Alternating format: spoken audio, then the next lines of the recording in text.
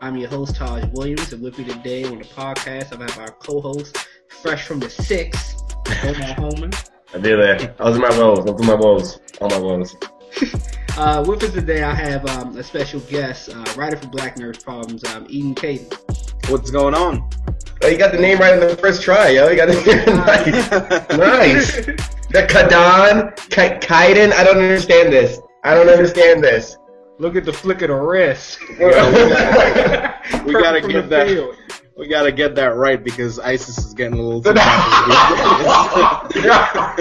It's like I feel like they messed up my name since birth, so I'm like I have to try to get it correct on the first try just out of respect. So what's going on, guys? What's new? Ready to get into it, man. All right, man. First of all, we want to say Happy Blackout Day. You know, of course we're like 2 days late, but you know the selfies are still booming on my Tumblr timeline. So, you know, so Blackout Day, if you don't know, people were tweeting and using various social media to get their selfies off. You know, just kind of to have some sort of camaraderie for. You know, just being black. You know, these are kind of hard times with a lot of the racial issues in America as well as the world. So, you know, we just wanted to take time out to, you know, black is beautiful, and let's acknowledge that. It was a Celebrating good day. It's like celebrating it. It's like celebrating it after. It doesn't just apply in February. Like, you know, you celebrate Black Lives like every day. So it's like, all right, how about we make one day in March and we'll just like reblock. And it kind of took off steam because I was there when they were kind of planning it, and they were you know, just trying to set a day. Yeah. They were just trying to set a day down, and it kind of got some steam, and it took off. And by the end of the day, like I said, the selfies still haven't stopped coming down my timeline or whatever like that. You know, it was just a great day. You know, just to be black that day. I'm just gonna go out and say that like Jordan Calhoun, the other staff writer for Black Nerd Problems, done got like 50 retweets and favorites on his Blackout Day. You see how buff he is? Of course, bro. The one with him and it's the Batman behind him. And he's just staring down. Dub, I know this isn't a competition. I know this isn't a competition, but I only got like 20 likes on my. That's like 20 people approved my existence, Joe. Like 20 people. Right, yeah, they were just like, "Oh, okay, we see you." But I'm like, I wasn't booming like I thought I was gonna be booming. And it was cats that owed you money and shit. So I like took him down after the day was over. I was just like, nope, this is. I was letting them all fly, man. I was like, that was like the one day rock, because I'm not like a selfie type person or whatever. But that was like the one day I was like, you know what, boom. I had a picture of my mom and my sister at her wedding too. I was like, send all this shit. I was like, fuck all this, you know what I mean? But that's like that was like the big like good shit about it. But I like. And, you know, I know that people have their perception of me, so I just went ahead and tweeted just to let them know that they're correct, that, yeah, I was thirst following. No. Go to the shit. This guy's making a whole nother shit. You know why I'm here. Right. You know why I'm here. There's a post about on Tumblr, the blackout. It was Marcel Lynch. It was like, you know why I'm here. And then other people were like, I don't even know what to say after the blackout. I'm like, hey, noticed you were there. I'm here too. We'll keep me blogging your stuff. It's cool.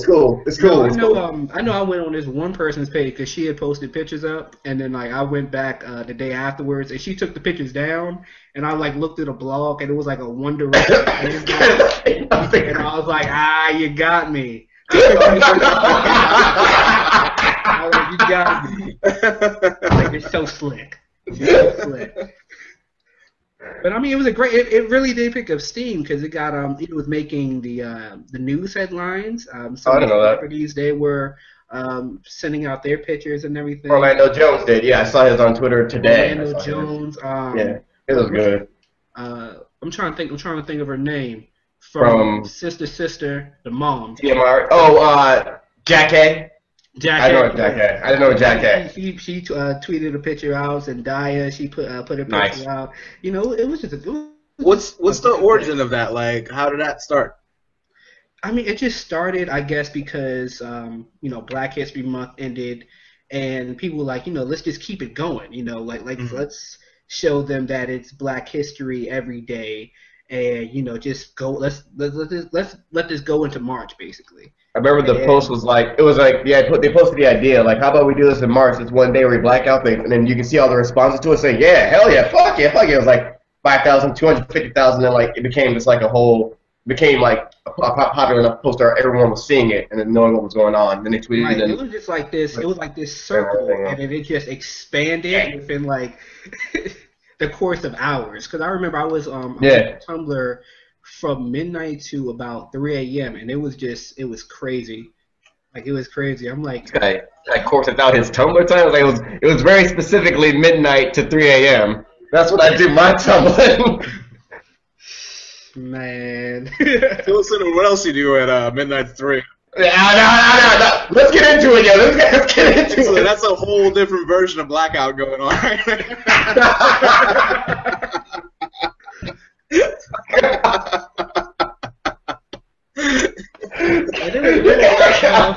There were a lot of like good stories. Like I know there's this one guy. He said he was bisexual and he was deaf, and he like took a picture. He was like had tears coming from his eyes, and he was saying that he was so happy, that he felt so proud to be black. And it was a lot of inspirational stories going around that day. You know, I made sure to like those. You know, just to let them know. This isn't the first year that this happened, is it? Yeah, it's the first. It's the first year. It's the first. I hope it becomes like an annual thing. You know, March 6th, we can make that happen. Of course, a lot of people got pissed off because, of course, we make up an idea and like all the other races, they want to do theirs the next day and stuff like that. To those people, I just say don't even sweat it. Like, if we learned anything, spin-offs are never that great. like don't even sweat it. We came up with the idea. We're successful in it. You know, let's just leave it at that. Leave it at that. Okay, so going to the next topic, Michelle Rodriguez. Oh yeah. This has been making headlines. Oh yeah, that's your girl, Ian. This is so disheartening to me, man. It's so disheartening to me. You are a fan of her, isn't it? From what movie? Yes, I'm quite a fan of her. It doesn't matter. Every movie. Every movie. I like her in Avatar. I like the Fast and the Furious series. I'm not gonna lie. I was watching it, then I saw the first one maybe like a year ago. That's when I got into it. I'm like, okay, and that's what I seen. I'm like, all right, she's cool. Those are my least favorite movies of hers to see her. What other? The Tarantino one. What was it? Machete? Was it the driving one? Oh yeah, she was in the 2-part one. Grindhouse, and the other one was like the driving movie that you said. I forget the name of it. Death Trap or something. Oh, there's death in it. Do that IMDb. IMDb. You know what I mean? Do that IMDb, yo. I just gotta open IMDb Michelle Rodriguez. Okay, we're you know what I'm saying? You can go ahead and get your Googles in. But she was. I'll explain while he's getting that. What if she was interviewed and she was asked about Avatar too? Avatar, yeah, that's right. I mean, that's Machete. Fast and Furious. A Cat's Tail. I don't know what that was. We'll skip that. He's really getting his Googles off. Resident Evil. Driver, yes. Hello. I don't know. It doesn't say what that Grindhouse movie was. It was like Death. It was Trap. Death Proof. Death Proof. That's it. Yeah. That was gonna bother us all night. We would have woke up like, it was Death Proof. But she said some pretty foot in mouth comment when asked if she was gonna if she'd be up for playing the role of Green Lantern. Basically prominating in what? That's so stupid. Like, you should really stop stealing white people's superheroes. And then she had to like backpedal and say, no, what I meant was we should be creating more heroes of our own and not taking from white people. It wasn't even really like a Like, that's the thing though. Like, I feel like it would have been better for her to have come out after that and said, "Yo, it was 3 a.m. I just came out of the club. I said some dumb shit." Rather than that half-ass apology that she gave, which was just kind of like, "I'm sorry for hurting your feelings, but not for the problematic shit." Exactly. First of all, when you're giving an apology, right, and you got she's like, all right, guys, I put my foot in my mouth again. When you got she had the phone, right? When you're like laying down and you got the phone,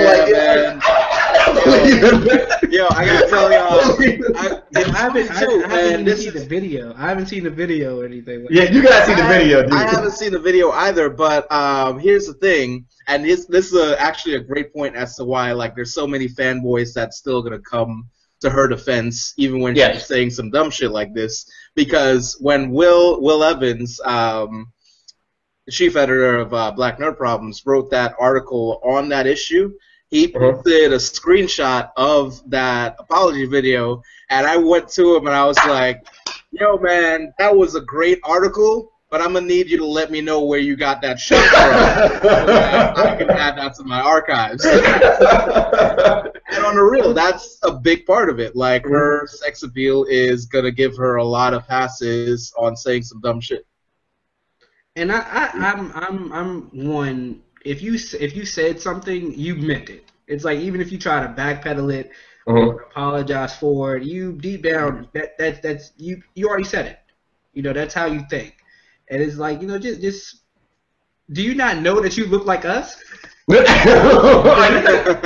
you not? I don't understand. It was like when I usually retweet links, there's categories they go in.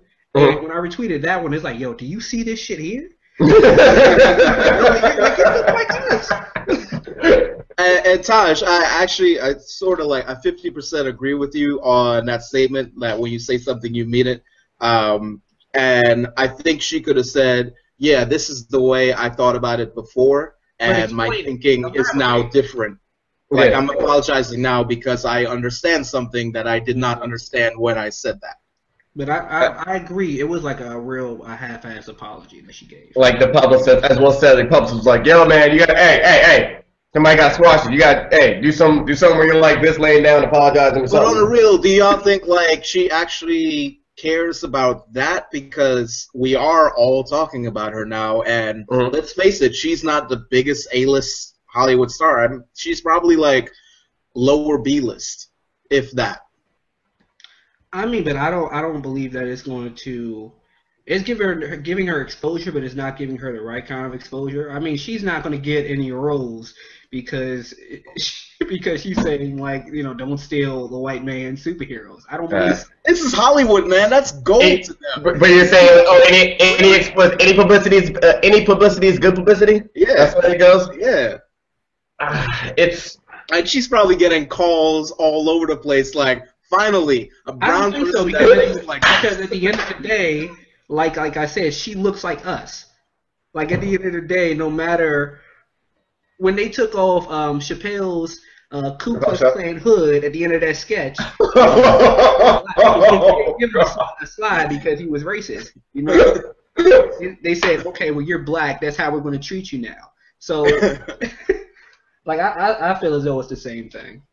It was more. What more disturbed me was the comment of it, and I'm not sure how, not to. I don't know. Just the phrasing of stealing white people's superheroes. And what? Which let me know she has no idea about the Miles Morales and the Kamala Khan. They were asking her about Green Lantern. Who was asking? Why are you asking Michelle Rodriguez about Green Lantern in the first place? Well, I think because they're considering her for a cast. Maybe it would have been a fan casting, but they thought she would have played the female one, Jennifer Cruz. God, no.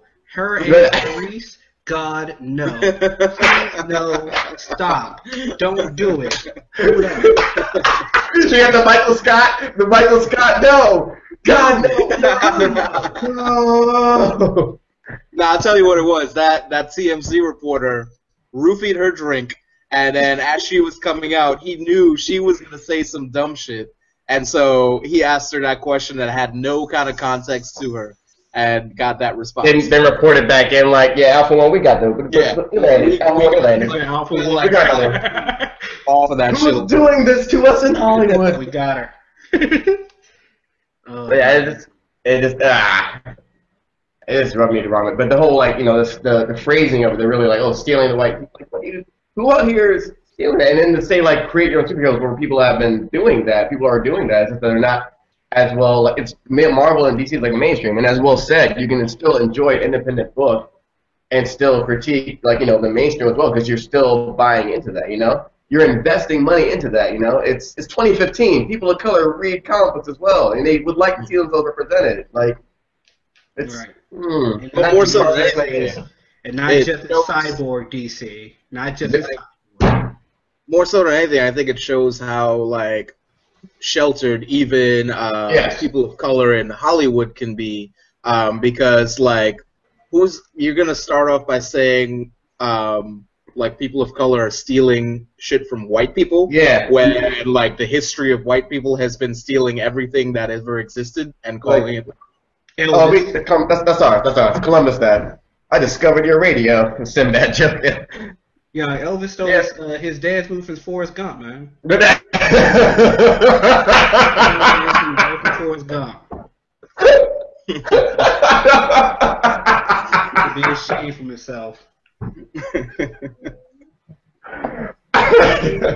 Well, this topic, it kind of plays into our next topic, which is the big Spider-Man reveal from Marvel. We talked about this on the podcast once, but this actually hadn't happened yet. Now it's official that Spider-Man is with a partner deal between Sony and Marvel Studios. Yeah. They're going to reboot again, starting in 2017, and they're supposed to be picking a new actor to play Peter Parker. Is it going to be side by side, like Sony, like at the same time? Sony's going to have their thing going on while Marvel has theirs in the same year. So like two Spider-Man movies. What's going on is, of course, Captain America: Civil War. Peter Parker is going to be in that. It's already been confirmed. Yeah. Then they're going to have a new trilogy of set movies. Gotcha. With the new guy. Whoever they pick. Right now, I know they have a director set, but they don't have an actor yet.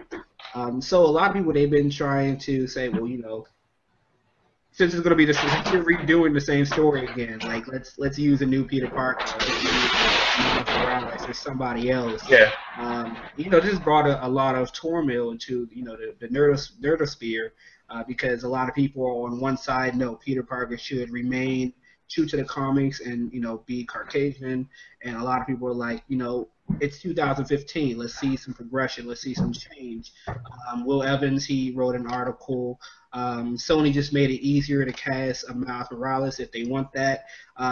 You know, that highlights actually, you know, why we would like to see Miles Morales into the Marvel Cinematic Universe. Even Andrew Garfield at one point, he was interviewing. He was saying that the next, like after he's done or whatever, or like whatever storyline they have with him, Miles should be included as the next Spider-Man. Like that should be done. Even this dude knows. Like he's like that should really come to the screen now. Like he's big enough. It's not even that. He's just writing was good enough. Like even Andrew Garfield can give credit to that. Like shit, we just came off Spider-Verse. We seen every time we saw the Peter. Peter Parker, the Indian Spider-Man. We've seen Spider Pig. We've seen a Spider Monkey. Yeah, Spider Monkey, yeah. And the Spider Monkey got freaked out when he saw the Spider Pig too. Like, but here's like a thing to what you said, Taj. Like, I think a lot of people, especially like people who are not like myself, who are not as well versed in the Spider-Man series as it was written, think that it's just a casting of a black Spider-Man for the sake of having a black Spider-Man. But Miles Morales was actually a written Spider-Man character. Yeah. So what is the problem with having that be the movie for Spider-Man as opposed to, you know, Peter Parker? They're still gonna say oh, you're just pandering. It's just like there is a big difference between how, if you ask someone to describe Peter Parker, like, you know, just a regular person on the street, they'll list you know, many things: honorable, just responsibility. If you tell them to describe Miles Morales, black will be in the top 5. Well, he's black. You don't say, well, Peter Parker is white. You just say that, all these other things. Like, he's not his race. You know what I'm saying? So they make Miles Morales his race. But, it's just time for some change.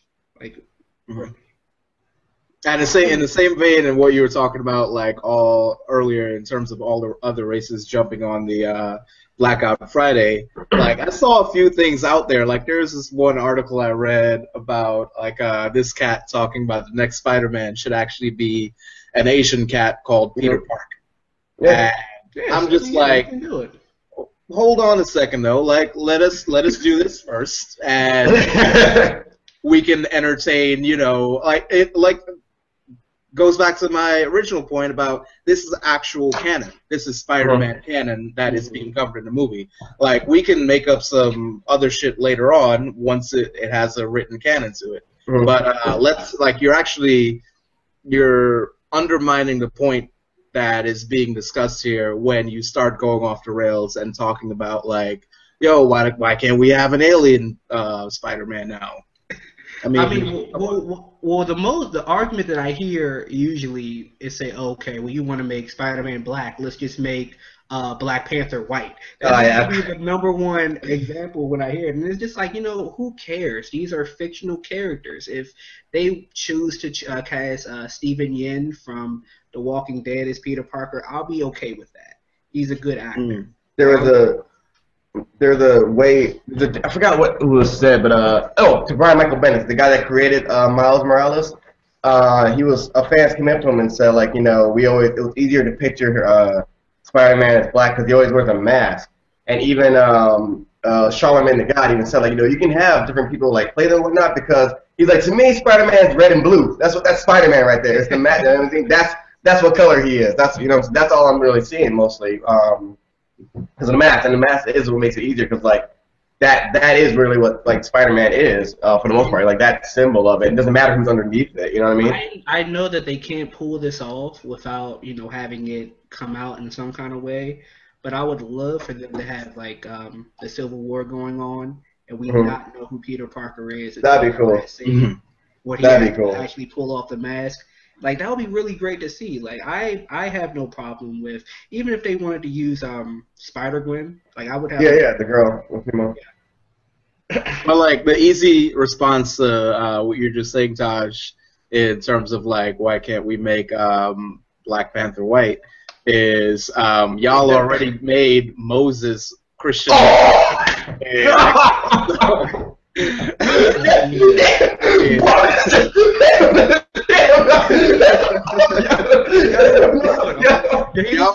Y'all made Tom Cruise the last samurai. What are we talking about? Brad Pitt was the Mexican. Can we just have one? Can we just have one? Yeah? Dave Matthews is from South Africa. How come he can't be Black Panther? What's up with that? Going on with that? But those are characters. The thing about the Black Panther is, like, he's actually from Africa. Like, you don't see white Africans. Like, that's a poor man's argument right there. Like, it's part of his character. Being African is part of being Black Panther. You can't have just anybody. Like, that argument doesn't work there. With Peter I actually have been privy to white people who have been born in South Africa. Saying to black people in this country, not in general, I'm talking about a black person that I know in this country, saying to them, I'm more African American than you because I was born in South Africa. God, what kind of, that's like an Uno card of reverse racism, isn't it? Like, is that like what? Never mind that I was on the right side of apartheid. Yeah, like, come on. I'm still more African American than you. Everybody want to be the oppressed until they realize they're the oppressor, man. Yo, this tea is awesome. This tea is delicious. I've gone through things too. No. Like, yo, like, why does it always, like, white people, why do you always want to be oppressed so bad? God, man. Like, there's nothing good about being oppressed. This ain't fun. This ain't fun. We're just trying to get we're trying to get fictional characters look like us. You kidding me? Like, no, Jesus Christ. Oh. Even with the blackout, why can't white have a people whiteout have day? Blackout? Why can't we have a whiteout? Like, yo, you saw all those posters. Like, there was this. I don't know if it was just. I'm sure it wasn't just this year, but I saw like this article that like went down south, and there was all these like local store owners with celebrating White History Month. Oh my March, and it was just come on, yo, like really. You can't. No. You have no kind of sense Chill. of your. It's like when I go on the subway, and you know those cats that have no idea of like space and like how close they are, and they're just like bumping into you, just like arms all over. You want to hold this right here? That. Like their spatial awareness is like white people's general racial awareness of what is going on. And I'm like, yo, like, hey, it's St. Patrick's Day, like what? A week or two from now, y'all can wild out then. Ain't nobody say nothing then. I all agree we want. Like, let's have Blackout Day, but y'all can have St. Patrick's Day. I won't even interfere. Like, there was a good Twitter post and Tumblr post where someone, I forgot the user that said it, but they're like, yeah, it seems appropriate that they want to make a whiteout day because, as whiteout always erases everything that came before it. And I was just like, damn, there's levels to this shit. I think the best response I seen, they said, okay, well, it's whiteout every day. And they took a picture of a magazine rack that had all like all these models' faces on them and celebrities. And I was just like, yeah, that's... Yo, to your St. Patrick's Day thing, I've gotten into arguments with actual people from Ireland where I told them that they were white and that's how they appear in this social climate. And they were stringent on the fact that they were, in fact, Gael. And I was actually talking to my wife about this earlier. I was like, I always hark back to that Chris Rock bit where he's talking about you may not be a hooker, but you're wearing a hooker's uniform. They're saying, Irish people, you may not identify as white, but you're wearing a white person's uniform. Yeah, trying to break you on the categories, man. Oh my gosh, man. Let's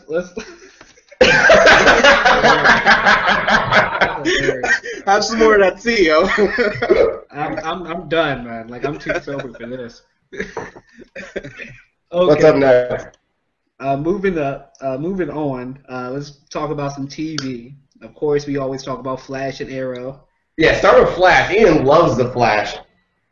Really? Is that saying it like sarcastically? Like, yeah, I'm saying that sarcastically. No, I do love the Flash, and that's why I hate the TV show. Flash. It's got. I think he started when it was first starting out. I think if he stuck with it now, you would see it's gotten a lot better. Actually, reading your recaps, Omar, it actually has gotten me excited to try to rewatch the show. Okay. But I don't know, man. Like, I don't know if you followed I started out doing the recaps on BlackNerdProblem.com for the Flash, and the 1 week Omar took over, everybody was like, yo, that's the real recap. I was slaying that show forever. I was so done with that show. I was like, yo, they keep doing CG work. It did. It happens, man. Like, it happens.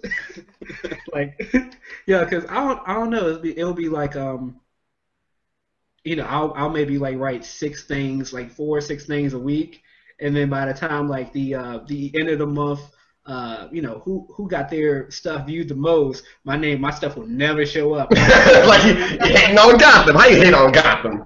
Like, how you hate on Gotham? They're like, no, like, you ain't making the top 10. So I definitely feel you paid on that. But why did you stop watching The Flash? Just because of the recaps, or you just weren't feeling it? No, definitely not because of the I didn't want. My dismay with the show was basically conveyed through the recaps. But it was just at least when it started out, They were weak-ass villains. They were reusing CG, and it felt like they just had established this kind of like Dawson's Creek, mode of going. And in the recent recaps that I've read from Omar, they started making it epic. Like, they started doing a lot of crossovers. They started giving you more Gorilla Grodd. They hit the ground running, though. Like, the beginning was really just like the pack, like they were setting it. It makes sense in the end. You're like, okay, we gotta get through all this, like, this kind of like weak stuff. But like into like episode like 4, 5, like 6, 7, it started building up. And like the main part, even like the Flash is great, but the dude that plays his father, Jesse L. Martin, as his foster father, him interacting with the Flash, like their father foster son shit is just incredible. But let me ask you this, Omar. Like, I know you are into it now. Were you into it when it first started? Yeah, man. I stick the shit out, man. But I will. It was funny because the scene Ian's talking about was he was going against the Mist, and it was, I forgot what other hero, but they did reuse the CGI. They did. It was hilarious. Also, like, the fight choreography and everything when he was against, like, what's the cat's name? Like, the multiplicity dude who could clone himself. I know you're talking about, the dude that could clone himself. Yeah, like, there's no way if I have super speed, like, I'm getting caught with the right by any. So, like, choreography was just terrible in terms of the fight scenes. Here's the thing with where the Flash excels at is like the special effects shit. Whereas choreography and things like that, like fight choreography, Arrow was better than that. However, now Flash is a better show than Arrow in their first season, man. Flash has beaten Arrow like. Well, I feel like they had to off top hire a better choreographer for Arrow because he was always going to be hand to hand. That shit was incredible. I think my only complaint about the Flash is the fact that it feels like down the line they're going to kind of clap back themselves. Well, Ja Rule was having this great run. Everything he's putting out was fire. And then he put out Clapback, and it was just like, And it's like, with the villains, there are too many villains being introduced. At one time? Yeah. Like, you're going to run out. Like, you're going to run out of villains. And season 2. I hope you don't try to use them for the season finale or nothing like that. Just save them for season 2. Focus on Grodd then. But we're going to have Captain Cold this week. We're going to have Heatwave the next, and et cetera, et cetera. It's not like we're going to focus on one villain and do an arc around him. It's just pretty much one and done. That's the thing. I feel like they did that because the writers, maybe the producers, they didn't have faith in the show, so they were trying to run through different recipes off top without sticking to one thing that would enamor the audience. They were just like, oh, we're probably just gonna be, if we're lucky, a 2-season show anyway, so let's get in as much as we can. I think what they're doing, because the Flash, his rogues gallery, it's as big as Batman's. Like, they might not be as well known, but they're very he has a lot of villains, We've already seen Boomerang, we've seen Captain Cold, we've seen Heatwave, we've seen the Golden Glider, who's called Captain Cold's sister. We saw off-screen rescuing him. Yeah. They're building up for the rogues gallery. I think that's what's going to appear in season 2. So they're like a gang. They're a very organized gang. That's what's going to happen in season 2. If you haven't heard, they announced that they're going to do another spin-off. With Firestorm. Spoilers. Sarah's going to be back somehow, I guess by the end of this season of Arrow, and Captain Cold and Heatwave. So, they might be doing something on that end, but I'm not sure yet. I don't know what that could even be about, though. I honestly, but I think right now it's just they're really finding their footing with this version of the DCU. Yeah, with, Arrow and Flash, and now they have Supergirl, which we're going to talk about a little later. The best thing they did was sorry to cut you off, with Firestorm, because that was the other good thing about the Flash is they have this ability to take these kind of ludicrous heroes before. Firestorm's a nuclear dude. It's 2 guys that fuse into one. He had this whole he had the fucking Ronald McDonald Hulkamania colors, red and yellow shit, but they made it work for, they have the technology now and, acting and all that shit, whatever, to like make it work now on TV. Like that's he looks cool as fuck, and it really felt like they brought back the silver age of comic books. Shout out to the writers for that, because the whole season I'm saying, like, I don't care about Firestorm. I don't care about Firestorm. I don't care about Firestorm. They do a Firestorm-centric episode, and I swear out, and my phone just blew up that night. It was like, hey, yo, did you see this? Yep. Did you see this? Where he was flying with the fucking hands on fire, shit, just flying and shit when he ran. I watched it, and I was just like, yo, like, I care now. They really did a good job with that one. They really did. Yo, did they get anywhere? And I remember you telling me this, Omar. Did they get anywhere? And, you know, breaking news if anyone didn't read about this, but did they, like, talk any more about Chick being Killer Frost? No. Caitlin Snow, not yet. Which is really like that's something that's building up too. Because she becomes Are you sure that she is going to be? Or is this still a theory? It might still be a theory, but that's her name. That's her. That's her. Just like was it Raymond? Raymond Caesar Raymond. Yeah. Yeah, he's going to be Vibe. Vibe. It's Vibe. Another hero. And these are two kind of like obscure like heroes as well. But like on this show, I have faith that they can like pull them off. But like, yeah, if Caitlin Snow becomes Killer Frost, that's some shit right there. I can see her going to the other show, whatever the spinoff's going to be to fight him. But I mean, it's kind of weird like how they go about it now. But like that's some big shit right there as well. Yo, logistically, does the Flash do numbers? Like, the ratings are good on that? Yeah, the ratings are really good on that one. It's getting a lot of best show of 2014 kind of titles. Yeah. Yeah, it's really been picking up steam. It's really been, but like I said, each episode is kind of it's formulaic. It's pretty much the same episode each time, you know, just inching a little bit further in certain plot lines. Like I said, it just needs to, you know, be focused, commit to just one villain for at least 2 episodes. You know, just 2 episodes. Yeah, that Gorilla Grodd coming up. I always know when there's a big reveal episode because Omar does like a 5,000-word recap on it. I do. I need more gifts. Like he's writing for the PhD and shit in the Flash TV show. Omar would like write like the Arrow and the Flash reviews like one day apart from each other, and it'll be like at least 5,000 words and like full of gifs. Like, you gotta actually like character breakdowns. You actually gotta like read a line. Yo, I can't tell you how difficult it is to be on the editing team and look at an article and try to just edit GIFs. I'm like, really? Like, no, I'm above this. No, you're not. Do it. Do it. That's off center. Put it together. You're welcome.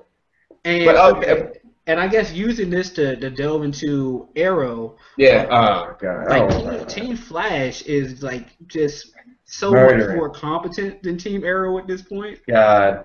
Like God, look who we have here. Look who we have here. Ollie, he got murked, so he got he got killed by Ra's al Ghul. Right. We're still taking Batman villains, by the way. We're still taking Batman villains. You know what I mean? Open season.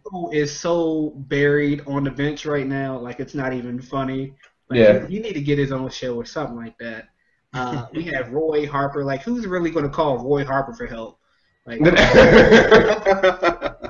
like who's really going to be like, hey, help? Like, I really need someone to save me. And then Roy come out and it's like, nah, not you. Not I think that dude in the red. Oh god, this guy. And who was the guy? Speedy. We got Speedy now. Oh, Thea, don't even remind me about Thea. Like, let me take a 3-week vacation and learn the art of karate and whatnot, man. Like, this season is just, it's so crazy, like, how good last season was. Yes. How bad this season is. They did a whole murder mystery now, trying to figure out who killed Sarah, the first canary. Mm-hmm. And I was like, okay, was it this new villain? No. Was it this new villain? No. Was it Roy? Because maybe it was Roy, but that wasn't what he was remembering. It was something else when he killed an officer. It was all these like whodunits and shit. And you come to find out it was his sister Thea under the mind influence by Malcolm Merlyn. And you're just like you're like, come on, like this, and then he has to learn. This could have been done in like at least two episodes. Like they wasted half the season on this. They wasted, and no one cared. Like no one cared. That's the bad part. And it's bad because Malcolm Merlin couldn't beat Ra's al Ghul, right? And Ali died trying to fight him. And then he learns from this woman that saved him, Tatsu. He's like, oh, you need someone that was taught by Ra's al Ghul to defeat him. So he goes to Merlin to get trained by Merlin. Why? He can't beat him. So what is he gonna tell you that's gonna help you? Let me tell you what's gonna happen. They're gonna go to Ra's al Ghul, and Malcolm is just gonna be like, "You're on your own." You're on your own. I think this is what happened because he got caught. The stupidest thing was Thea gave Malcolm up to Ra's al Ghul, right? Mm-hmm. Problem solved. Then the stupidest things. Oliver's like, "No, we can't. You just gave up your own father, Thea. That's gonna eat you away inside you. Like, I can't let you go through that." So he goes to rescue Malcolm Merlin. Like, are we? What? What? This is the stupidest thing I've ever heard. The only person that's actually acting as how I would act is Felicity. Yeah. Felicity, like, yo, what are you doing? Like, this is stupid. She's like, no, I agree with them. This is stupid. You already got killed before. You're gonna go back. It was. At that point, I'm like, I don't even want to, this recap's going to be like 5 days late. I'm sorry. I can't even, I got to relive this shit, man. It's terrible. Like, they released Deathstroke. They released Deathstroke from his prison. For one day. Come through and murk and do something. And they were like, oh, he's still on his Shadow thing. Yeah. Still on Shadow. Like, yo, she's not that fine. Like, dude, y'all weren't that close. You gotta get over it. Y'all weren't that close, man. It was really platonic, man. You're making it, way more than what... All right, I'm just saying. Like, I wish she came from the dead for, at least 5 seconds to be like, it's not what you think it was. You need to let this go. You're killing people over me and nah, that's not a good look. That's not a good look. Like, you're really not, man. It's crazy, man. So what else more is there to say about this? At least it's not Gotham. I'll tell you that right now. Yeah, I've seen this article that was that was like Jada Pinkett is not going to be back for this next season of Gotham. I was like, shit, me neither.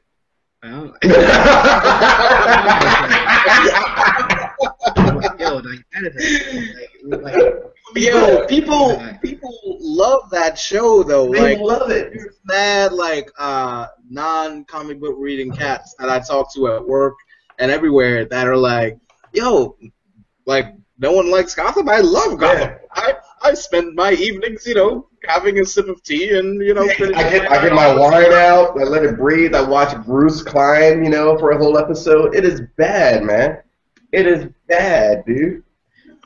The best thing we seen was when Alfred was letting them Hollows bust, as Taj would say. That was the best thing we saw. With that Alfred, Alfred was shooting at the Lord and shit, man. That was the best thing. Bong, bong. That's what he was doing.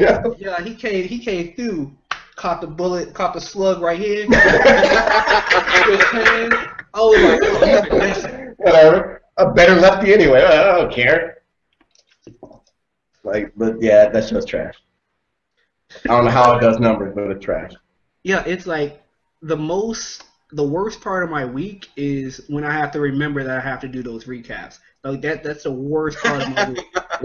That should tell you something about my life. My life it's great up until that point. And on the real, I feel that because that was exactly how I felt about The Flash. Yeah, you can read my recaps, and it's just you can tell how stressed out I get watching them. Cause we talk all the time about editing your recaps and how fed up Taj is getting. Taj is mad. Taj is mad. And it's kind of we talk about you like you're bearing this great cross. It is. Problems. I am. Because it is. I'm not the live stream. I feel bad. But no, when I was bearing that cross to the Flash, to get better, and Omar takes over, and then he becomes the savior. Plan that shit. Political planning, son. Yo, that show, there's nothing to say about that show. That show is just terrible, and it's just I think it'll be back for season 2, though. I mean, it already got to season 2. It is. I'm not gonna be back for season 2. I can't return for that. I'm gonna just like let this go into the abyss. You know what's funny? Because I'd watch that. I'm not even like I'm not big into Sleepy Hollow, the show that comes on afterwards. Like Ichabod Crane is back and whatever. He's helped fight ancient demons, whatever. I'm not even that big into that shit. I would just watch that after Gotham just to get the taste of Gotham out my mouth. I was just I gotta see something else. I know nothing about it. I'm like, I'm gonna watch this and live tweet it. I don't care. I have to. Yo, I have to. I'm like, I know I've said this before, but I'm like no one did any live tweets or recaps for Constantine when it was on. So no. That in my mind, that has to be worse than Gotham. Like, yes, it is. Like, in order for me to still be stuck on this terrible show, like this has to be like the lowest of the low. Let's just talk about Walking Dead, please. I was just gonna say, like, you gave up Walking Dead recaps and you're still on Gotham? Like, see, what had happened was, like, Will told me, he said, hey, like, I know you're getting fed up with these Gotham recaps, so we're going to take you off Walking Dead. We're going to give it to somebody else, and then maybe 2 episodes into the mid-season, we're going to take you off, and we're just going to be done with it. If the show loses its popularity, but because of you people, the show and I've still been on it. Because you coworkers, all you coworkers, yo, on this, and I like finished Walking Dead the other day, and I was like, okay, this show's actually gotten better. Like now they're not doing a whole death arc. Like, good God. The friggin' I know they told me they just reached Alexandria, right? Yeah, they just reached Alexandria. Nothing's really happened so far, but you can tell that it's so much better than what we got so far. Because I was just so fed up from. Were you did you read the graphic novels too, Taj? I read most of them. Okay, I'm a fan that hasn't read any of the graphic novels. I've just spoken to people who have, and I love that nothing can be spoiled for me because they add so much into the show and take so much away that, like, Omar or my boss, who also read the graphic novels and watches the show, can say, oh, I think this villain is going to be so-and-so, and then it's not. It's like some completely invented character. Mm-hmm. And I love that about the show. I think what I like so far, because Alexandria in the books, and this is mild spoilers, it's where the crew stays the longest in the graphic novels. Yeah. So, okay. When shit starts hitting the fan, I don't know if it will be the end of this year or maybe probably next year, next season. Things really It gets serious. But like the thing that always and probably also the thing that made it slow at some points during the previous seasons was that they were always at a point of tumult. There was never any kind of security, and I feel like this is the first time we see all of that crew in absolute strength, no matter who it is. Like, even Carol is boss as shit right now. Mm-hmm. And they have, like, a base to set up at and take on a worthy villain that won't, like, catch them by surprise. Like, they'll have a fair fight. And I can't wait for whoever the villain is that they're going to introduce to come at them. I think my favorite line from from what we've seen so far since the mid-season was, I think Carl was chilling with the kids. They were playing video games or whatever, and he comes back to his dad like, "Hey, Dad, they're weak." Yeah, and that's from the book too. From the book, Billy, like, what is this? And Rick is just like, he's just cool. He's just like, yeah, man, like, we gonna. Hey, if we push come to shove, we're gonna take this place over. I found it funny that Rick was like the cat who was most against going there, and he was also the first cat to take a shower, get a shave, like full spa treatment when he rolled up in there. I was just kind of like, yo, Rick, you getting mad comfortable. So at the end of that last episode, I was amped that he was like, well, we finna take this shit over. And I'm going back to not showering. Shout out to Daryl, man. Like, shout out to Norman Reedus, man. He didn't shower the whole show, yeah, he was keeping it mad real. He was skinning animals on the front steps. Yeah, because it's like he's an original character. He's an original character in the show. So, you don't know what he's going to do because, in the graphic novels, he's not in it. So it's nice to see that he's just keeping it real. He's just like, I'm not going to keep over it. Yo, but shout out also to Glenn for not, like, that's what I love about this season. This entire season is all about them being above everyone else that they will encounter. Other than possibly the villain and whoever his or her crew is. But like even Glenn, like, knocking dude on his ass, like on some you don't know what you're doing and I'ma handle shit. You seen the Floyd duck? You seen the and then seeing Maggie's face, Glenn got laid that night. Glenn got laid, Maggie was grinning from ear to ear. That was like the first time she wanted to get it on with Glenn since like way past the governor, When they was in the in that watchtower at the prison. Yeah.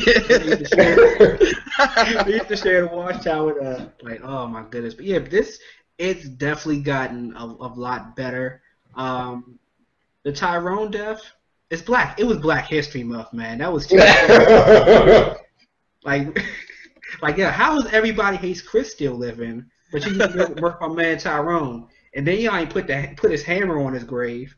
Yeah. If they put his hammer on his grave, there wouldn't have been a dry eye. That kind of felt like on some he got another gig somewhere and they just wanted to give him a proper offing. Like that was so abrupt that I thought it was like kind of like that. He dies like a lot more violently in the book, so I saw his death. I was like, oh, that's how you okay. All right. He was a punk on the show. Like it was just like you knew it was coming, but it was like y'all ain't have to take him like that. Like that's what I don't like. That's what I don't like about certain like portrayals because I'll read like okay, I see this guy like all right, Tyrone. I'm like why is he? No, he in the book he's basically the Daryl of the book. He's a monster. He took down a whole army of zombies. He was locked in a room with them just with a hammer in his hand. And they all thought he was dead. And they're like, is he dead? Well, we didn't know. He got locked in there. We didn't see him. And they forgot. They came in, and he's just like sitting there. He has like all these zombie brains and shit all over him. He's like, what's up, yo? And then everyone just laid out. And he's like, what's going on? And then he's like, yeah, I felt like it was an out-of-body experience. I just kept like whack-a-mole. I was like, bang, bang, bang.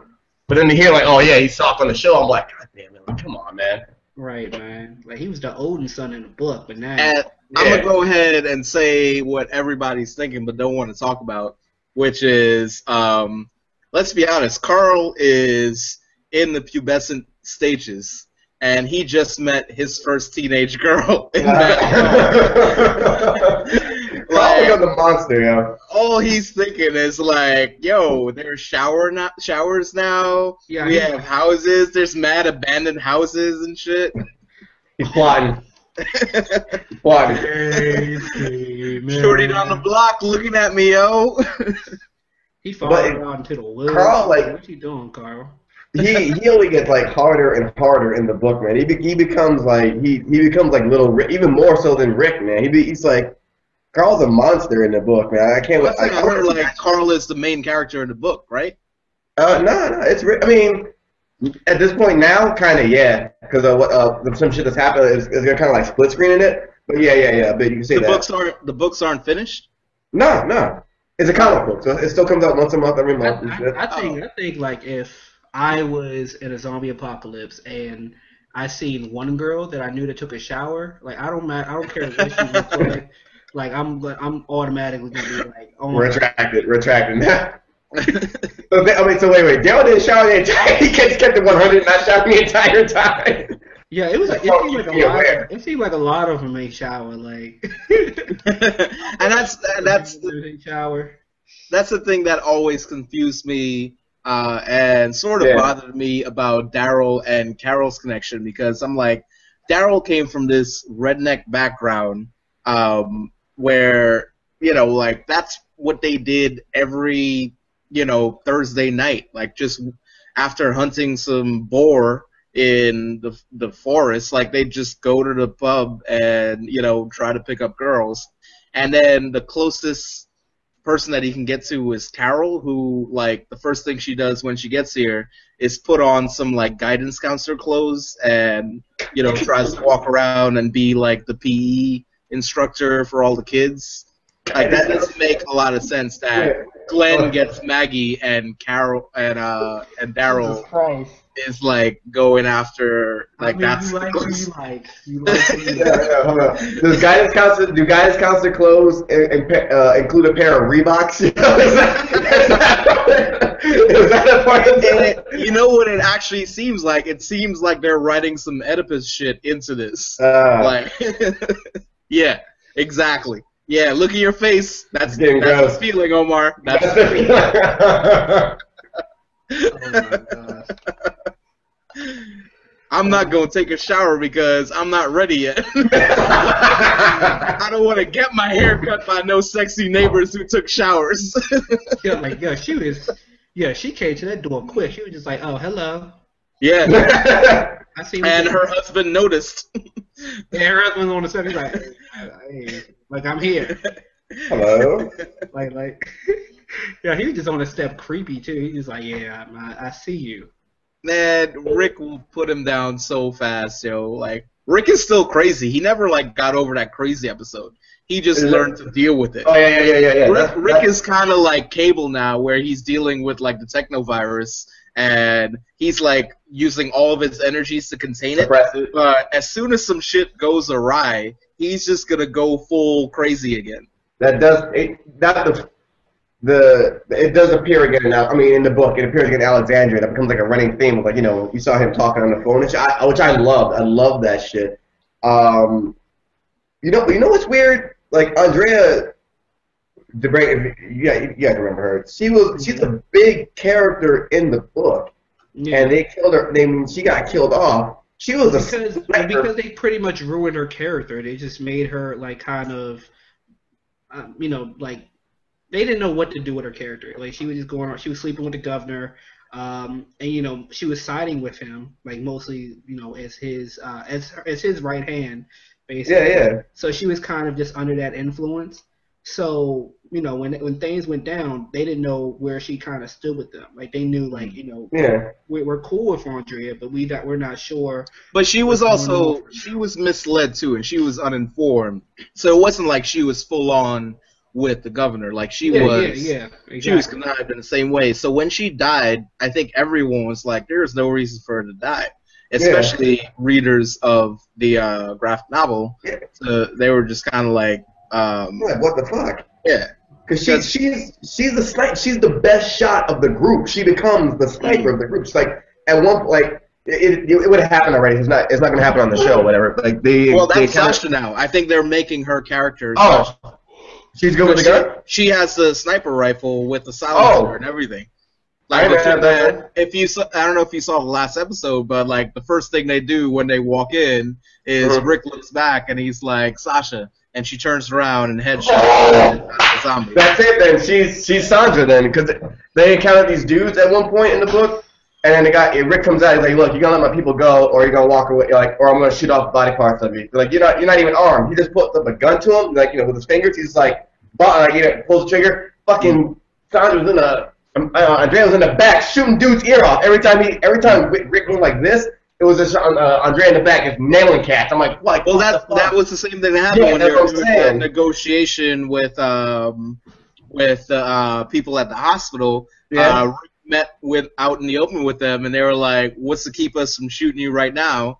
And he just stepped back, and like she shot off a shot like right next to dude's foot. And they were like, "Oh, all right." Like, I see.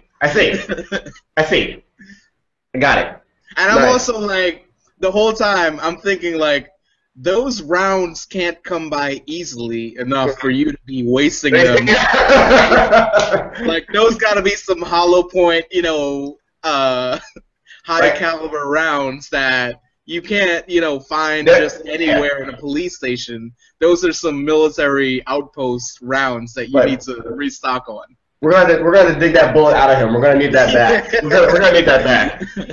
We're gonna reuse these. Yeah, my man Daryl been using the same arrows since like.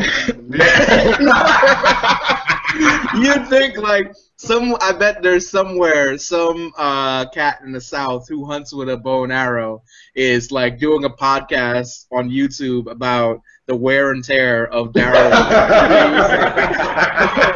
using arrows that he just pulls out of zombies. Like, look at this, even this very soft that would actually be a great tissue. podcast. We need to do a spinoff.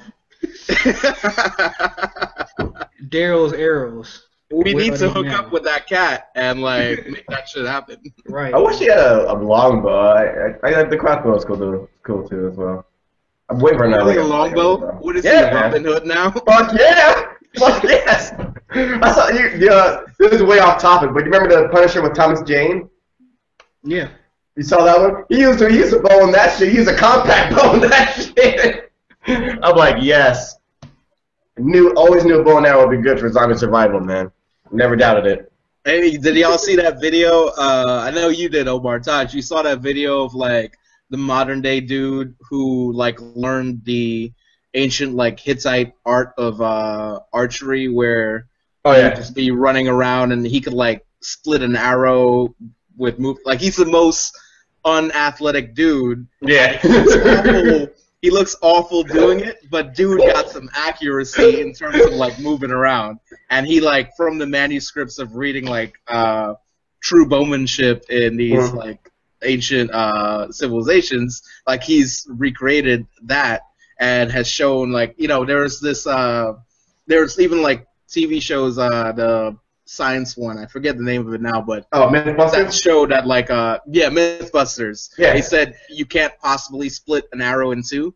Yeah, this cat he did like jumped off a scaffolding, had an arrow shot at him and split it in two. Like, and this is real life. Like he did that shit. He looks so awkward doing it, but the payoff is great. He did it. He doesn't even have a quiver either. He carries them in his hands, and he just like one at a time nails them. They debunked the like quiver thing because he started out using the quiver, and he was like trying to duck under branches and trying to like reach over his shoulder for arrows, and he's like, no, that's just not gonna work. Nope.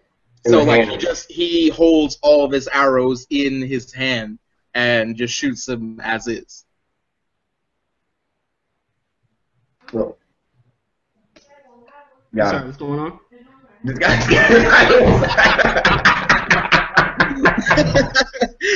I have no interest in this ancient. Like, no, like my girlfriend from another school is like, got me on this. No, it's some of the arrow shit. But what's up? But yeah, man, freaking Walking Dead is it's on its shit. Let's go ahead and talk about Agent Carter. Go ahead and lead us in, Omar, because I'm about to move it. I still actually haven't seen the friggin' season the finale yet because I was away for that shit. But friggin' Agent Carter, man, she's been friggin' Peggy Carter been killing it, and it's been talking about like a lot of. Have you seen it? It's on ABC. I got into the same thing with like kind of the Flash. I got into like the first couple of episodes, and then I was just like, it's too cheesy for me.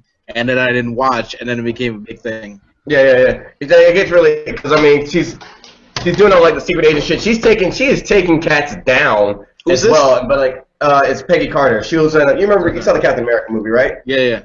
Yeah, it's her from there, like the female lead of that. She's working with like SSSR, and there's like the organization before Shield, and she's trying to Howard Stark's kind of like set up as like working for the enemy and shit, and they're trying to like bring in his inventions and shit like that. So she's trying to clear his name, and she can do that because like she's the woman, and they all like mad misogyny and like it's like Mad Men but with spies and shit, and they just have like getting coffee and shit. But so she's doing her own investigation and solving shit and trying to clear his name at the same time as working with these with the SSR dudes. And it's only until like recently that they kind of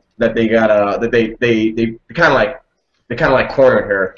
And then she's like, all right, she confessed everything to him. Is it tough now, though? Because like, it was kind of like the same thing with The Flash for me, where I felt like they started out thinking like they were going to just be this dramedy, Nah, It's gonna be like action. That shit was always action. It was very little like Dawson's Creek moments on that. Yeah. It was always full action. I think that's another show they didn't really have too much faith that it was going to get a second season because they only gave it 8 episodes. And that I'm shit's like, crazy. From 8 episodes, it's that's pretty much you can do whatever.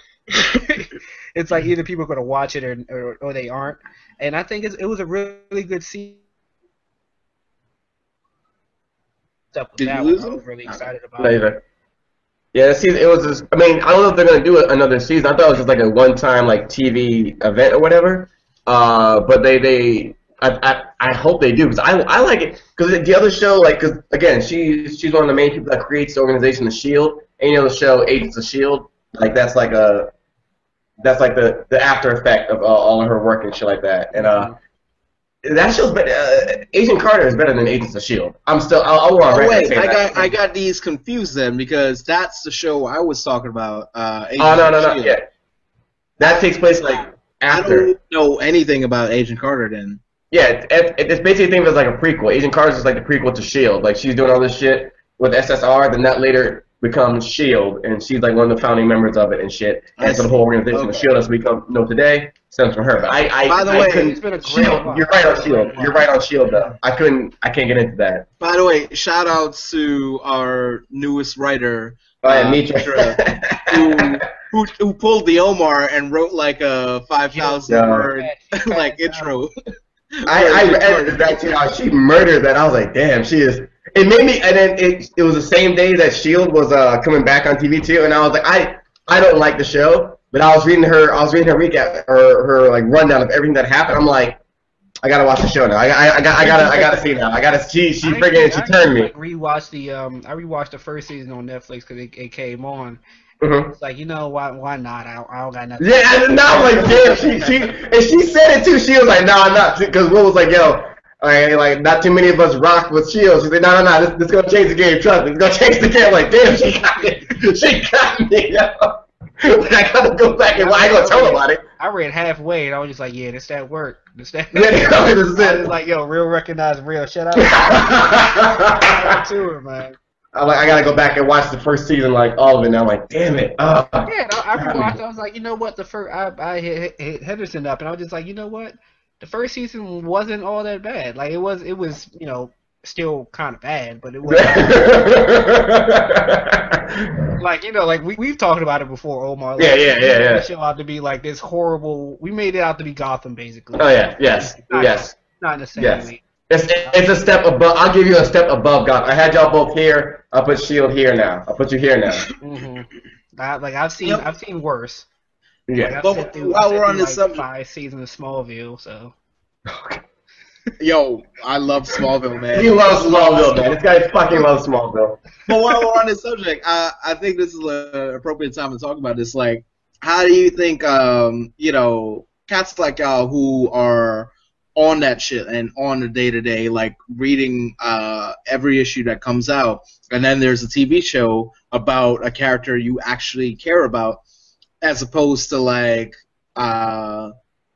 the general population, which I would include myself into sort of to some degree, and how they perceive those TV shows. Like, how me talking to a couple of cats, and they were like, "Oh, Gotham is everything I watch, and my whole week revolves around Gotham." Yeah. And y'all are some cats that are on your shit, and you're like, "Oh man, watching Gotham is like a death knell for me." I'll never want to take away from another person getting into comic books. Like, it's all right. Let's look at it like it's a gateway drug, right? We'll say that's their gateway drug into comic books and shit. I'll never want to take away from that. But if you ask me my opinion on it, I'm going to tell you my opinion on it and why. I mean, if you're enjoying it, I'm not going to judge you. Like, oh, you like this garbage? You like this? No, I'm not going to do that. I'm glad you did. No, if someone tells me that they revolve their week around Gotham, like that's the highlight of their week, I'm going to judge them. There's no ifs, ands, and buts about it. Like, I'm going to judge. Like, I'm not. Yo, I don't even want high road like you guys do. I don't even watch that show. And I remember this cat telling me about, but the villain who like blew balloons up, and that was his power. that was creative, and that was something I could work with. Yes. On Gotham, right? The fucking weather balloon thing, right? I was like, all right. Okay, because I was yelling at my coworker. Let me rephrase it, because I was yelling at my coworker before about like that's what's hot in the street. It was a fucking weather. I had to take a walk. Because I'll give you your bad episodes. Just don't try and tell me that's the truth. But I mean, there are plenty of other episodes that were good. And so they had like that Black 2000 assassin that was killing people with a telescope or whatever the hell that was. You said that was a good episode? That was an alright episode. I'm trying.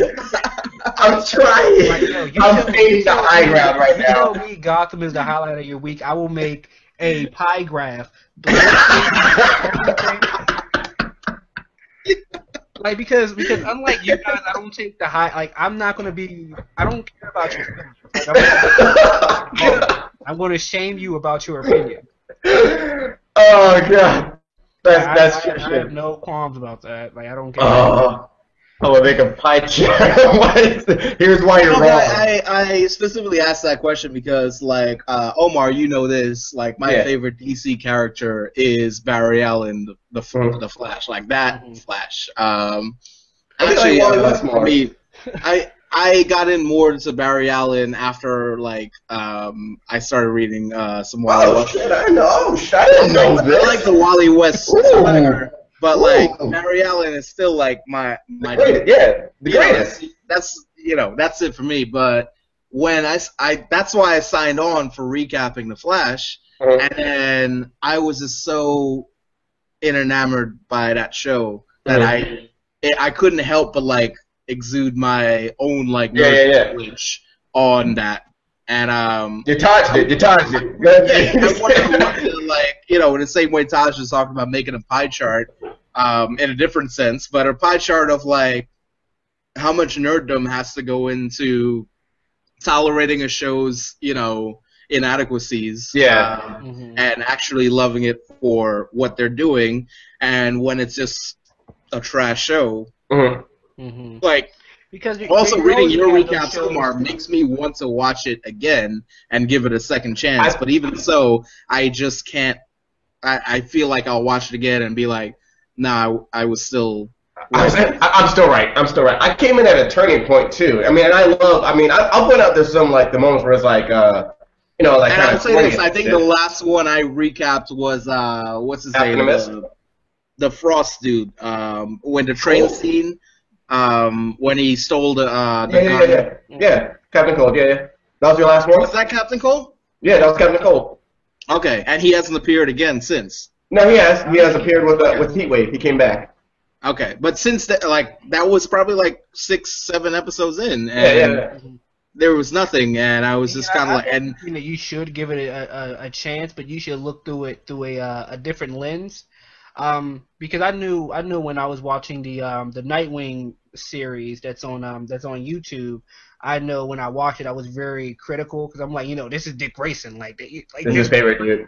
It's a fan series too. It's fan created, so just all fan work. And I also on it, but I was just I had to look through it this is the labor of love for him because he's a fan of the character and he's actually trying to bring this to life and everything. But to that point, Taj, to that point. Have you cats seen the Ryu Ken Street Fighter? Oh hell yeah! Yes, I saw that shit. That is a true labor of love that has mad, low budget shit going on. But I loved what went into that. Whereas the Flash has a giant budget, and they're coming up with cats like the Mist. What was it the week prior that they had I don't think they have quite as big a budget as you're thinking, because I think most of it goes into the effects. And of course, if you use all whatever budget you have in order to do the effects for one episode, and you have to use the effects to carry you out through the season, you're going to try to I guess reuse scenes or do whatever you have to do in order to make that budget work. Like I said, you really think a show like that has to worry about that though? At this point, yeah, because it's their first season. I could see if they had some more weight to him. But they can afford to do, like, short shots of Gorilla Grodd smashing some cat. Hell yeah. It's Gorilla Grodd. Don't you dare say anything bad about him. Yeah, and Gorilla Grodd costs a lot of money. I work in a post-production. I know how much that costs. You love Gorilla Grodd. Like, you gotta reuse some fucking, mist shit.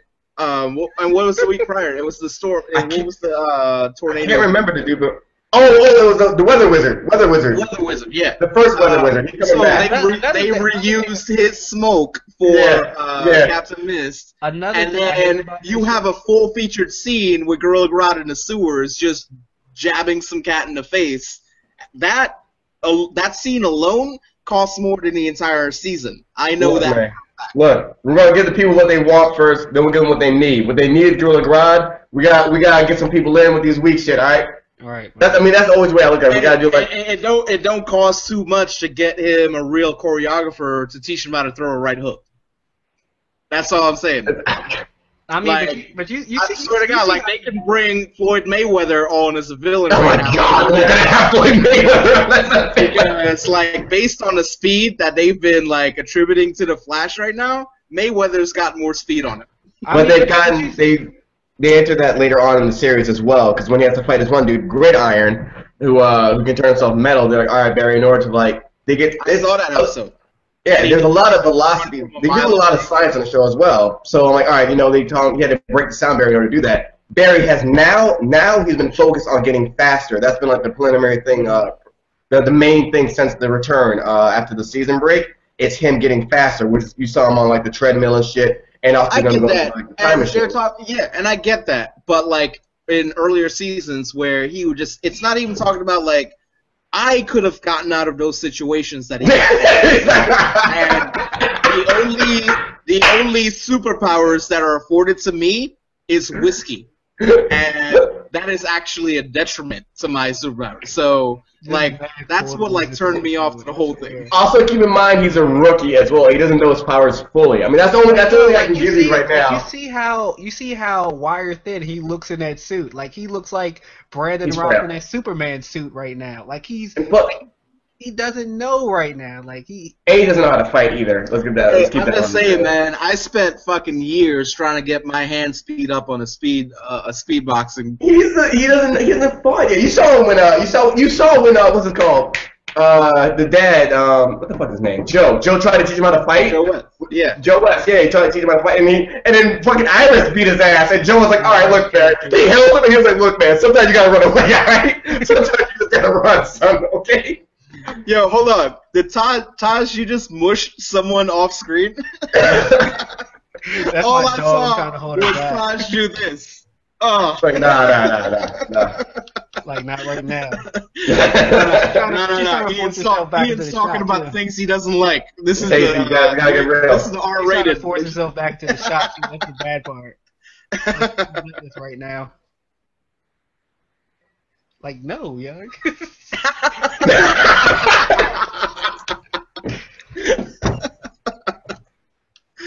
No, that's it for you, dude. No, I actually asked those questions just because I was actually trying to understand, what the threshold is for giving a series the sort of leeway to allow it to develop. And that's also. And what level of interest does that entail in terms of the viewership? Because I asked you earlier, Taj, if it gets numbers, and you said that gets numbers, and I would never believe it. I thought the whole world thought like me until Omar started writing recaps.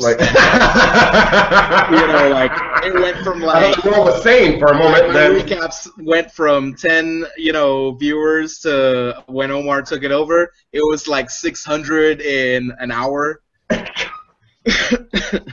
Whatever, man. But another part of the action's one part, right? I can understand you're upset about the action and shit like that, and certain storylines. The believability of it. The believability, but I mean, keep in mind also it's the believability in comic books. I don't think fucking Batman can beat Superman in any fucking way. However, the believability in comics, he's always prepared. It's a completely different argument because the first time in the comic books that Batman beats Superman's ass, he uses kryptonite. He uses a kryptonite. That's what I'm saying. He stabbed him with a kryptonite knife. That's believable to me. But that's not believable to me because apparently, all right, hold on, arguing, hold on, because dude can move faster than the speed of thought and shit. So you can't see someone coming at him like this and shit. But I'm saying like that's real shit because he like that's in a trust relationship, and Batman was just like, no, screw you, stab, and now I'm gonna fuck you up. Like same way, like that's like kind of saying you never believed that Lex Luthor was a valid villain for Superman because he's just a man. No. I'm saying it was like, all right, there's a whole other thing though. I'm gonna get to my point on the Flash. You started it, now you finished it. I did start. I'll just all right. There was like all right. Because the whole argument between Batman, real fast, Batman and Superman, right? Like, Batman has the plans and everything's already planned out. He can take Superman on because you guys already mapped out, planned out, whatever, right? I'm just saying, like, all right, they're in a room together. All right, he's mind controlled, like, for just death, fight to the death or whatever. There's no way, like, he can be 100 feet away, hit him with he can hit him with fucking laser beams through his fucking head, I-beams through his head, freeze him to death with his breath. He doesn't have to get in close to kill Superman. He can move. To kill Batman. Superman can move faster than fucking thought. Oh my! He can move faster than thought. Apparently, I'm just saying. I don't even know the context. I stepped out and came back. I don't know what the context is. What you're talking about? Here's the thing. You don't have to teach me suspension of disbelief for comic books. I'm in there. I'm talking about like when Multiplicity, the supervillain, like just multiplies on himself, and the Flash can't handle him because it's too many of them. Like really, like you can't. You stop. Like this is a fight scene, as Ian Caden explains it. The fight scene is he dodges a punch, goes and stops next to another clone who's gonna throw a punch at him, and he gets caught with it. Like, that's not believable to me. Yeah. I do understand that. I do understand that. I guess. Yes, feels keeping the insanity. I feel like Taj feels like he's in the middle of something right now.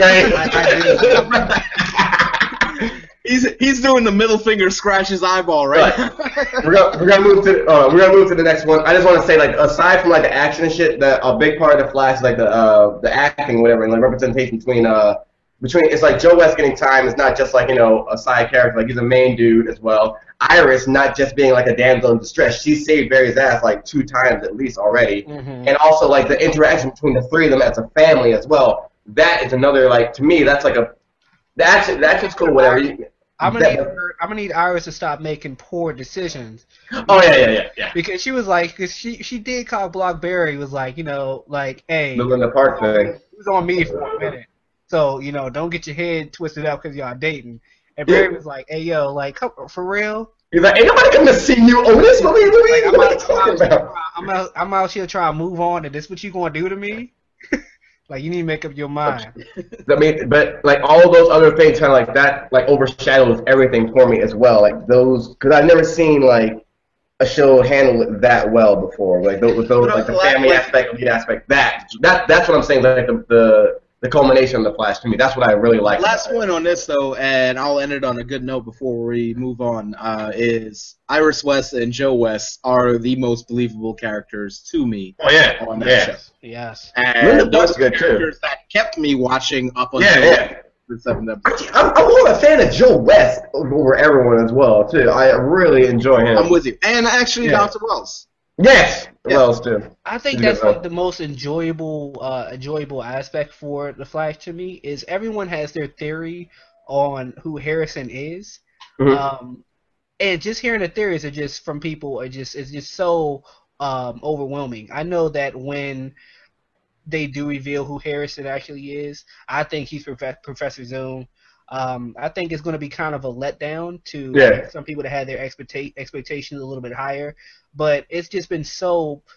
You don't see a lot of interaction from a show like that, to get speculation and it's been great. It's been more than Arrow's been doing with their Who Killed Sarah storyline this season that no one cared about. I have to recap that show still. Wait, y'all hate Arrow too? It's the whole storyline that he got in Arrow for season 3. I thought y'all were on some like. I mean, at least I remember when I was recapping Flash. that y'all was on some like Arrow is, the second coming of Jesus. In season That was in two, season yes. two. In season two. Season 2, yes. Jesus came in season two. Okay. What got me about Arrow was that you just got murked. You just got murked, got brought back to life, right? Yeah. And then you just go back in Starling City where like the citizens they handled theirs. Yeah. I forgot who they were going up against, but they handled theirs. Rick. They took the city Yeah. back, and he just gonna stop in the middle and give a speech like, "Hey, I knew I was gone for a minute. I'm back now. Boom! I'm out again. Thanks for that. But I'm gonna take credit for this. I'm gonna get all the press." And I was just like, "Yo, like you gotta stop. Like, Ollie, you doing the most right now. You're not chilling." But the same creators, they're actually they're making a Supergirl show, and this week we got to see the costume. What do you guys think about the costume so far? Feels like an all-state agent, but I'll watch it. I'll watch it. I said it.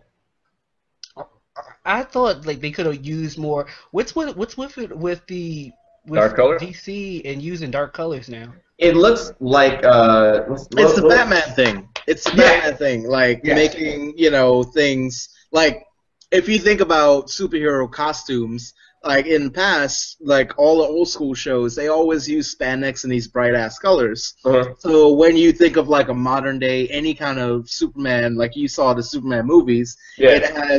it's still blue and red, but it has this like pattern and makes it darker. modern. I think that And the thing that I out. told y'all, the thing that with the Supergirl costume is like she's got this skirt on with that same kind of pattern. Yes. Be kind of like to protect her from, heat resistant and everything. And I'm like, but it's a skirt, and the crotch area is still vulnerable, and it's kind of like a moot point. Just like, why are we even going there with like the muscle man kind of skirt thing when you're loose? It looks like it's straight up from the Superman movie as well. It's like the girl version of that costume. And it's like with that kind of color palette, it works out for. Of course, it works out for Batman. The Man of Steel costume, I actually liked the costume. Didn't like the movie, but I liked the costume.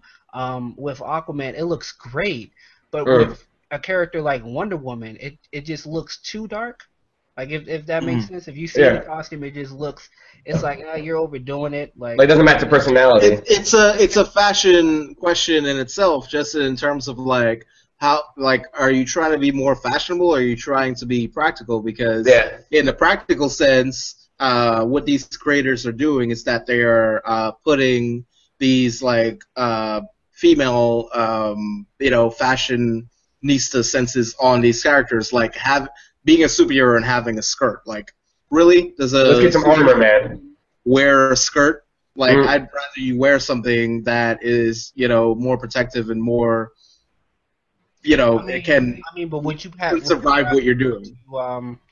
I guess to be introduced with the costume that she has now, and then maybe further down the line, if she faces a more formidable villain, that she gets a kind of armored, revamped look, or for Supergirl or for Supergirl. That's her classic. I understand, like that's her classic look as well. I mean, she's also invulnerable I like the too. New 52 costume too, where I think she had pants for that one. Yeah. Pants. Like if I'm going out vigilanting and shit, I'm wearing pants. If I'm wearing pants. I'm just saying that's. It's kind of like a no-brainer for me. But you saying like you don't want that skirt for mobility? You get that breeze. No. Come on, man. Really cramped in here, man. There's a breathing room in this motherfucker, man.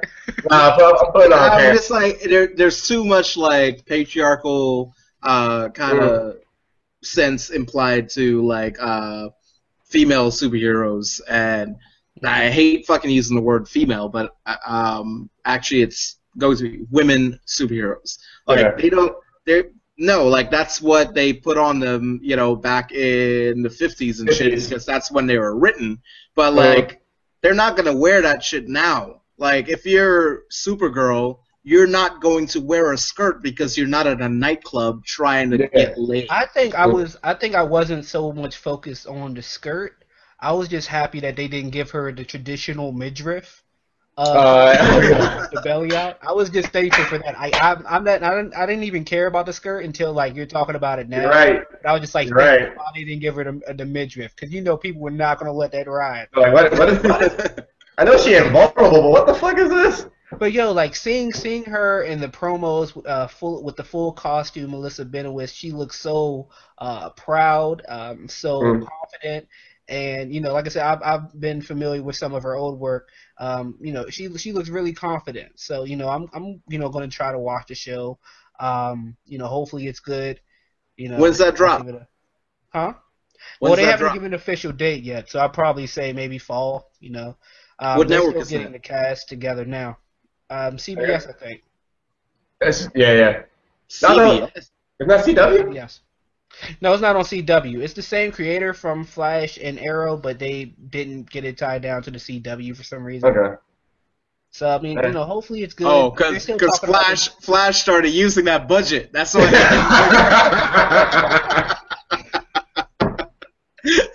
I ain't had time before, but today I got time.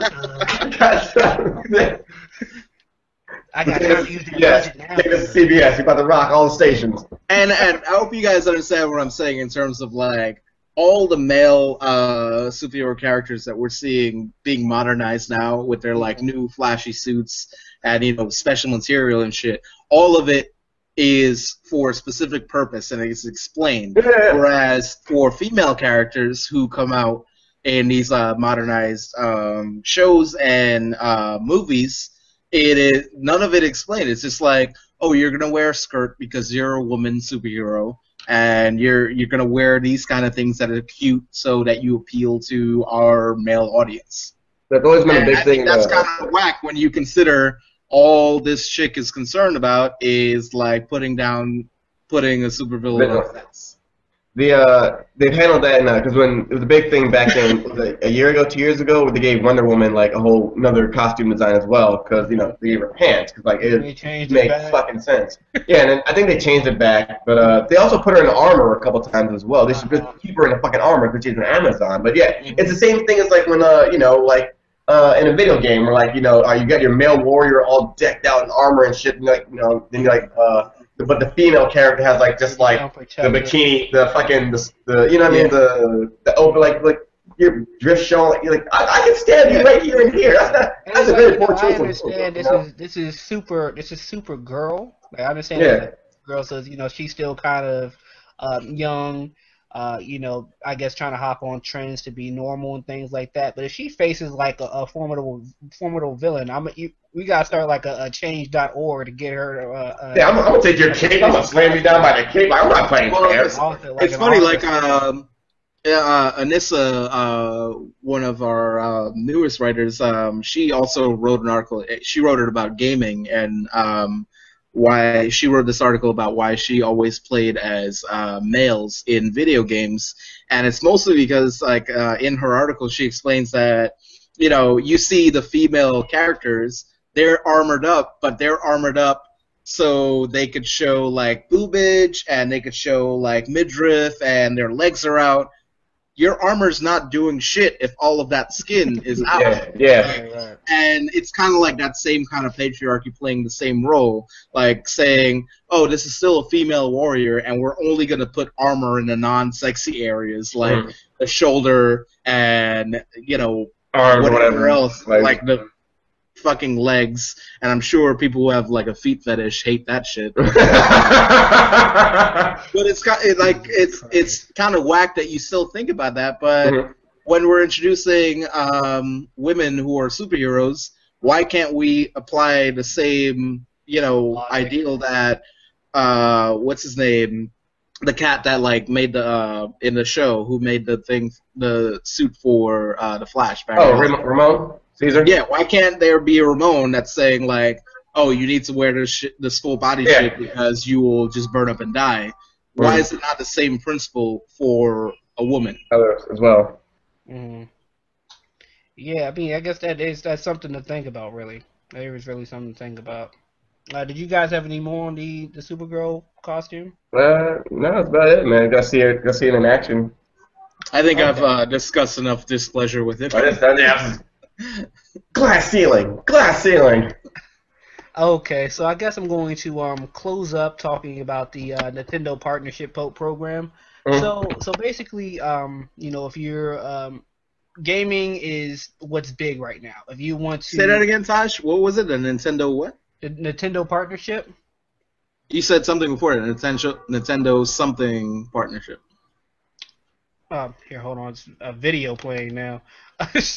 But no, I was saying about the Nintendo partnership. What's going on? You know, a lot of people are gravitating to YouTube in order to you know, make gaming channels and things like that. If you use if you do like a Nintendo Let's Play or something like that, it's more likely that you'll get a copyright strike. You get 3 strikes and you're out basically. So you know, they'll send something to your house or whatever like that. So Nintendo, they made their partnership program basically saying that you know, you can make your YouTube videos monetize profit from it, but any other type of, say if you want to do Nintendo and then the next day you want to do Sony or Microsoft, you're not going to get any money for that one if you're on the Nintendo plan. So you're basically losing money or not gaining any money for the rest of your videos if you're going to be under this Nintendo partnership. So it's crazy right now. So a lot of people are, you know, kind of rebelling from that and I guess going somewhere else with their Nintendo content. But it really sad. It really saddens me how Nintendo has really become pressed for money. Especially with the amazing year they just had. They also are releasing a new 3DS. It's a big size 3DS, but it's coming with no charger. We're gonna give you the cell phone, and we're gonna buy this charger separately. Yo, that sounds like some Apple marketing shit where the charger breaks in like the first week, and then you gotta pay $100 for another charger. And I think so. It's like you have to, you know, basically buy it separate rather than have the charger come with the actual 3DS. How much is the charger? Huh?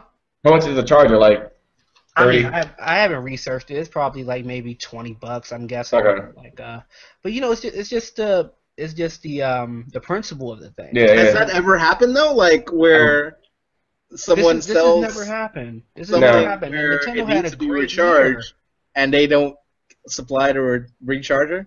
No. Like that seems like just preying on someone's addiction. Like exactly. I'm gonna let them play out this shit. Their 48 hours, and then they're gonna realize, oh, I need a charger, and then spend $1,000 on the charger. Like that's renewal.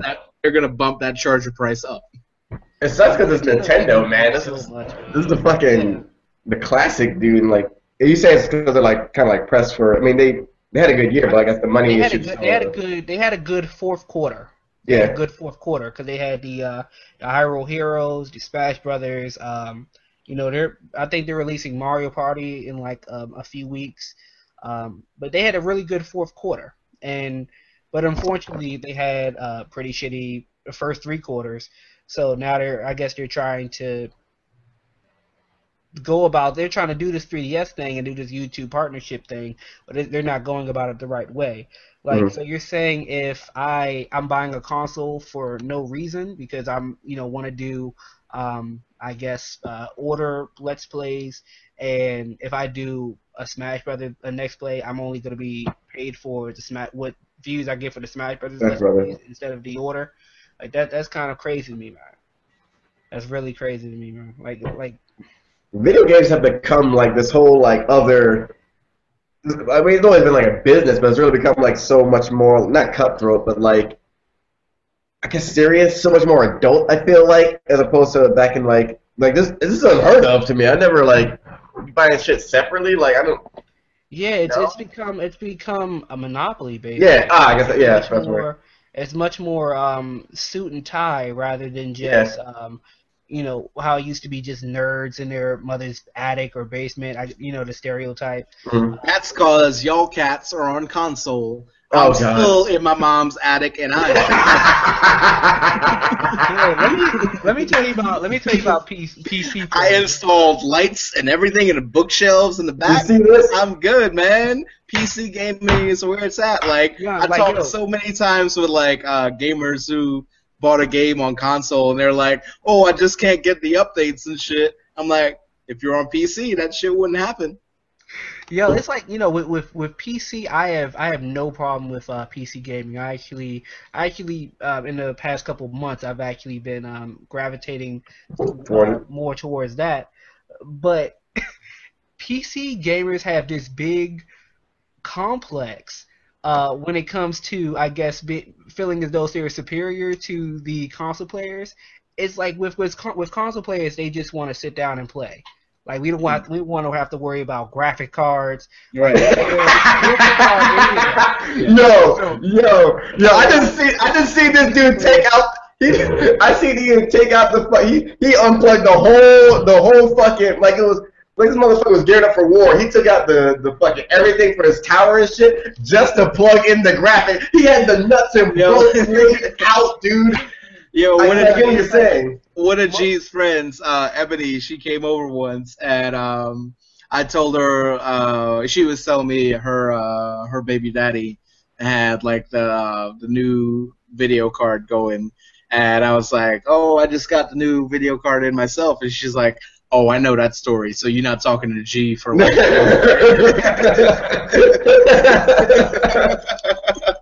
That shit, and that's the thing. Like, the difference is, like, I think at least the difference between those kind of gamers is that PC gamers like more control over how their gaming experience. Yeah, because I know you guys can change the settings and make your own game. Yeah, you can change sensitivity up to like there's mouses that come out with like 80,000 DPI now, whereas with the controller you only have so much control, and that's why I never get like gaming conventions for consoles where it's like actual competitions, because there's only like one sensitivity, so you got to get some cat that is like Bruce Lee who will just be like water and adapt to that shit, and I just don't get that. I do understand that. It's I don't know. It's just like if you're into gaming, like you're into gaming. Like I don't care what console that you use. Even if you say like I play Wii U, like I wouldn't even like kind of fault you for that one. That's what Smash came out on, man. That had to do it. Had to happen. Yeah, but it's just like one of those, like I'm not gonna look down on you. If I'm using PC and you're like, oh yeah, I'm gonna look down on you because your graphics aren't as good as mine. Let me, spoiler alert, like no one really cares about graphics. Like, the average person, they can't tell the difference between 720 and 1080, like, or 60 frames per second between 30 frames. They can't tell the difference between that. So it's kind of like that's a travesty of modern civilization to me. Yeah. Like coming from like hard ass like high end FPS gaming where it was like 300 frames a second, and like going down to like the console, which is what's like the stock, isn't it 30 like a movie? Mm-hmm. Yeah, it's like 30, right? I can't imagine being like having any kind of competitiveness at 30 frames per second, because there is like it's kind of like you're catering to everyone who was just induced in this coma. Mm-hmm. Like there's no reaction time to differentiate skill at all. But I think it's one of those things. Everyone says that they care about graphics. No, you don't. Like, it's like in reality, no, you don't. Like, you just want to feel like you want the best product.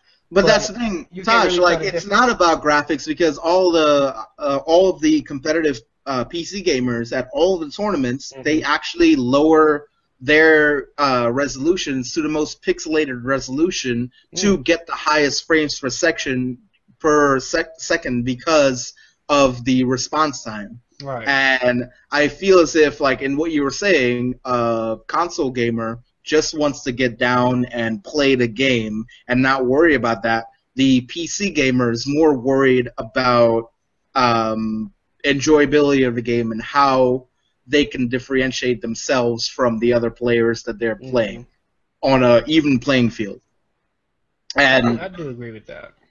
I'm just trying to get the green mustard. I don't front, like throughout my college career, I I played Halo and infuriated my roommates by always using a rocket launcher. Like, they got so pissed off of that.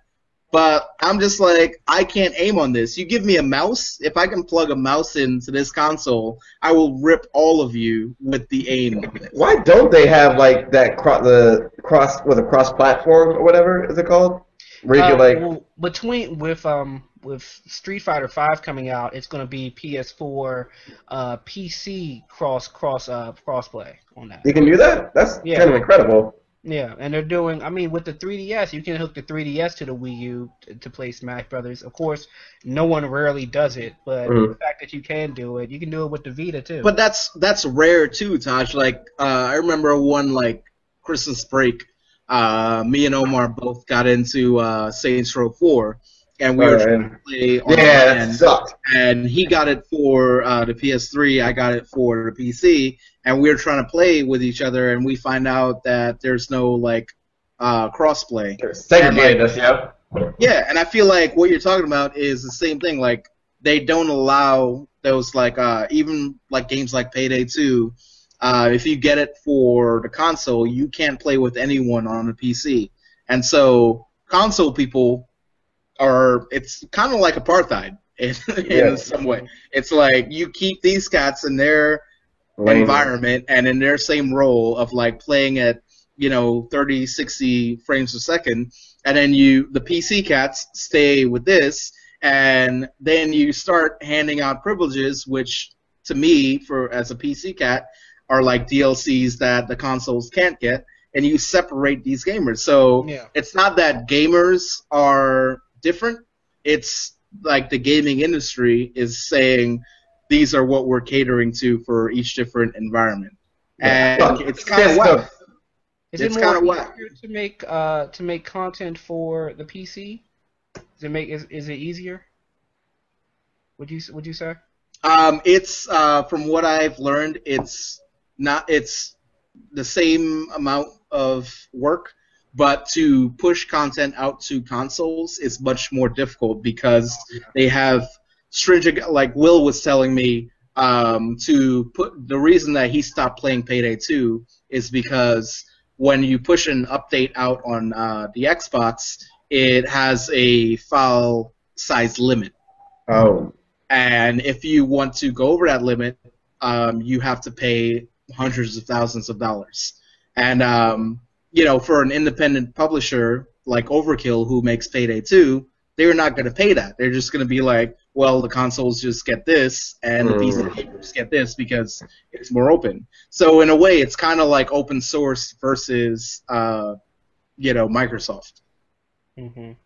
And so in a way, you just separate the gamers in that way, and then you have these debates between gamers, and the real qualm isn't between the gamers, it's between the developers and how they approach pushing that content out for gamers. I think what was so funny when the PS4 and the Xbox One reveals came out, and we seen how much superior and how much superior the PS4 was compared to the Xbox One, and a lot of the Sony ponies, they were getting a stun on. Yeah, all our games about to come out top notch, and then what they do, they lower the frame rate. What they do? Y'all gonna be equal, Yo, and this is also the thing. Like, this is also the difference in between PC gamer and console gamer. I remember. I think it was like Halo. It was probably Halo 2 or Halo 3 that came out. Me and my college roommate played like straight up like 10 hours through that. And in the last mission, he got a red circle of death. Oh. If I was a PC gamer and I was the one who like got my friend playing that, that would be a no-no. Like, that would completely undermine my entire existence. I mean, I'm on my second PS4 right now. Like, I'm on my second. Oh, really? Nah, that can't happen, man. Like, the first one I bought it in I would say May, and what happened was I set it up. I didn't really touched it until about October, and I tried to turn it on like just to watch Netflix or something like that, and it wouldn't come on. Did they replace it for you? Or did you have to buy another one entirely? I hit Sony up, and I was under warranty, and I sent it out to them.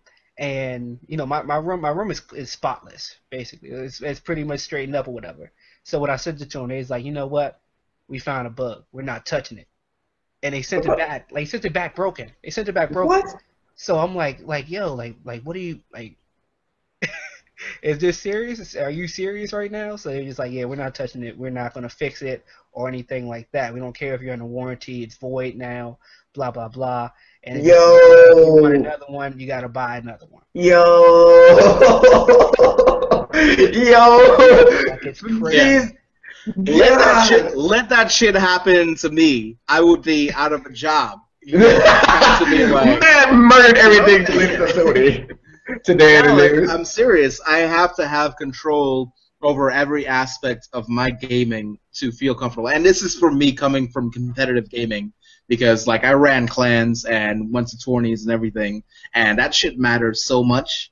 Like I can't imagine, relying. It's kind of like consoles to me is the equivalent of e-machines in the PC world, where you can't change anything. It's just stock. You can't upgrade shit. Right. It's just what you're given. What's an e-machine? It's just a computer that you can't upgrade the hard drive. You can't upgrade RAM. It's just stock. Like it's just a set box that you can't upgrade. You go into Walmart, you're gonna find some machines. Yeah. Walmart, and they'll try to push it to you too. Like, this top of the line. They come. But meanwhile, like my machine, like I built this gaming rig like 10 years ago, and I've continually upgraded it, and it's been like it'll last me for like 20 years because I keep upgrading it, and I don't have to spend $10,000 upgrading it. I don't have to spend. The great thing about it is because it's a good thing, because a lot of the console players, their excuses are, we don't have the money to upgrade the PC. If you have the money to get a console, you have the money to get a PC. Yeah, kind of. And so you can go ahead and customize it. Not true. Like I don't think it's true. Like I think in terms of like getting a console, it's I don't have the money right now. Whereas if you have a PC and you're a PC enthusiast like myself, you can build a PC that's mid to low end and keep upgrading it on some like, okay, I got a big payday this week, I can get some new RAM. I got a big payday this week, I can get a new video card. Whereas with a console, you have to. I never spend like $500 at a time on my gaming rig. Which is what it would cost. I should say little by little as opposed to like console. Yeah. Like if my frame rate is low on a new game, I can focus on the exact thing, whether it's that I don't have a solid state drive or it's my graphics card, and I can upgrade that within a matter of a month, and I don't have to worry about getting a brand new console that drops at like $800 or something. Got it. Good. This is what y'all been fucking going through with video games and shit, man. Jesus Christ, I was taking the comic books. Fuck. Shit, man. I mean, yeah, this has really been an informative show. More so. This guy got back looking to Shivas and shit now. All I need you to hear you say, Taj, is that I've convinced you to become a PC gamer. Sitting there looking at his options. I've said I've dabbled into it. I've just had I haven't had time to build my own one yet, but I've played on it enough where it's convinced me like it's better. But I'm not gonna look down on anyone else if they said they want to stick with console or anything like that. Oh, I don't at all. I try to game on console every chance I get. I just know when I do that, I am not going to be serious about it. Like if you're gaming with me on a PC, I am going for your throat. It's recreation. It's recreation if it's not on a PC. If we're on a console, like I got a glass of whiskey, like just chilling, petting my dog and everything. And I'm just like, oh, this is just hanging out. This is just like a good time. I get it. It's not your world. Yeah. But if you want to talk about that, I would love to to talk to you about that and That's a bet. That's show a bet. you the world. It says show me the world. Getting weird now. All right, let's get this. Just got uncomfortable. Show you a whole new. Just look at my monitor, B. It's a whole new world. like clicking the mouse and shit. Flying on a mouse and shit. Yo, they sell mice now that change colors.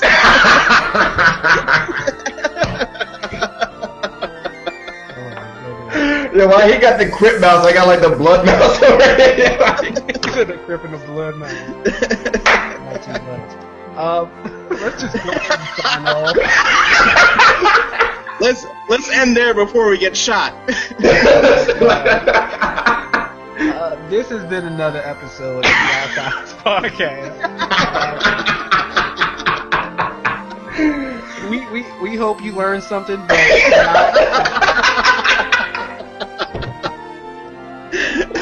I'm trying not to laugh. I'm so sorry. oh my gosh, I'm so sorry. I'm